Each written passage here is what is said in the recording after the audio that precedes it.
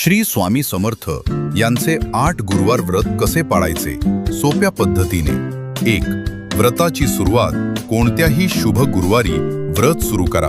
मनात श्रद्धा ठेवून स्वामी समर्थ माझी इच्छा पूर्ण करा असा संकल्प करा। 2. सकाळची तयारी लवकर उठून स्नान करा। स्वामींची फोटो मूर्ती स्वच्छ ठेवा। समोर दिवा तूप तेल लावा। 3.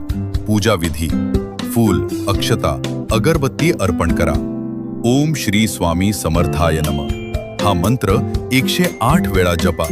शक्य असल्यास स्वामींची आरती म्हणा। 4. उपवास नियम दिवसभर उपवास करा। फळाहार चालेल। काही लोक फक्त एक वेळ साधं जेवण सात्विक घेतात। मांसाहार कांदा लसूण टाळा। 5. स्वामी कथा वाचन गुरुवारी स्वामींची कथा किंवा पोथी वाचा। श्री स्वामी